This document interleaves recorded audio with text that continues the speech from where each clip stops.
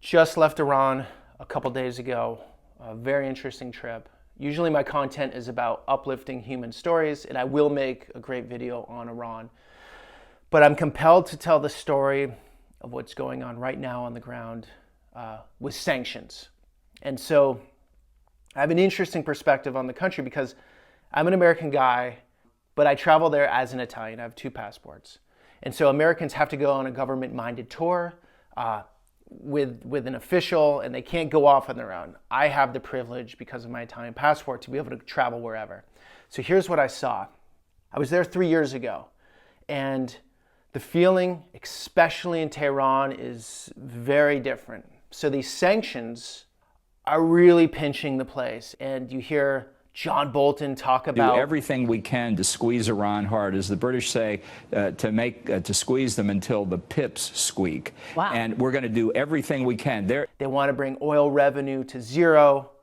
Oil revenue makes up 80% of the tax base in Iran. The rial, the currency's declined by 70% since the sanctions. Inflation has quadrupled. The country is in recession. You're seeing... And all these so-called accomplishments of how you're crippling a country. And that all sounds great geopolitically. Like, I'm gonna lose my pawn to gain a knight.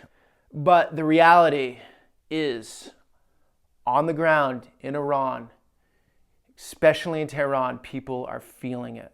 They're feeling it with their jobs, with being able to support their children. So you have middle class now, a lot of them going down, many ending up on the streets. You have a sadness. There's a sadness in people.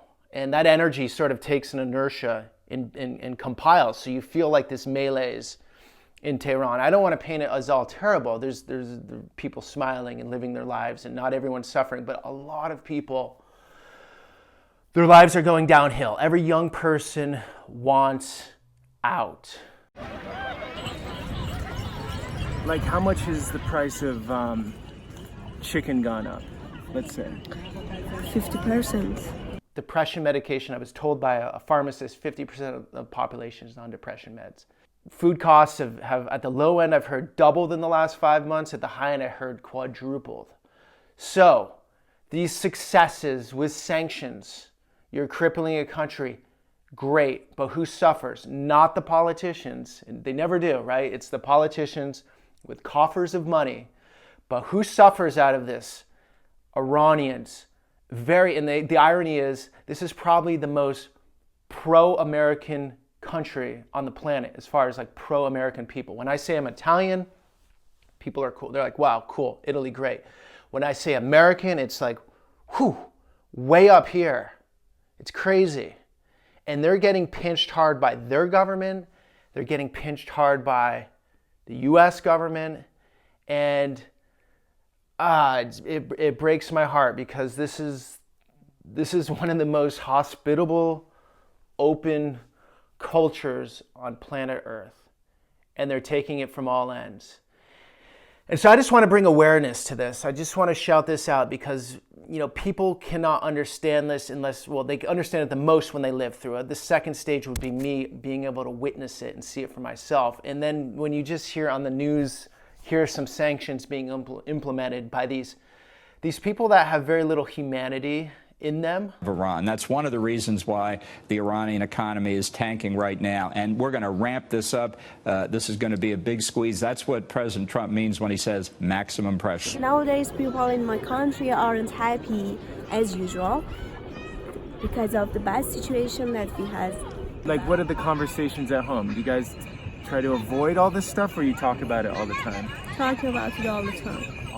But when you hear a guy talk about it, and it might sound good from when you're that far detached from humanity, but the reality on the ground is, I think he even has enough of a heart, or could overcome his ego enough, if he sat on a bench in Tehran and noticed the differences after sanctions, might not feel so proud. I didn't think we would end up like this.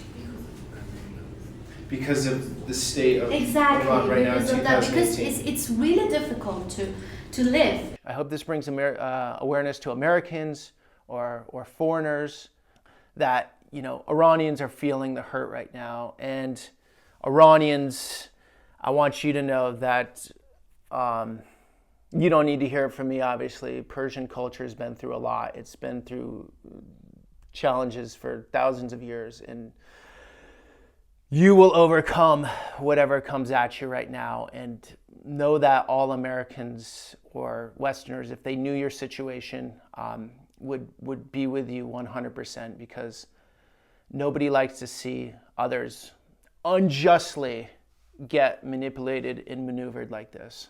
Sanctions, John Bolton, Donald Trump, you can sound tough, you can sound cool. It's not cool. It's nothing to be proud of. It's not anything to stand on when you ruin people's lives. That's it. That was video. I tricked you. Do you hate Americans? Are you sure? Are you sure? Yes. Really? Behind hating American people, and we love all the people around the world. Beautiful. Thank you, Peter. Thank you. Well, I think those are going to be announced today. Look, the president's policy here is maximum pressure. And I think what he means by maximum pressure is maximum pressure. The aim is to drive Iranian oil exports to zero. We're working with other countries to get alternatives. We are sorry too, for ourselves, for our situation. But let's be clear, we're going to have sanctions that even go beyond this. We're not simply going to be content with the level of sanctions that existed under Obama in 2015.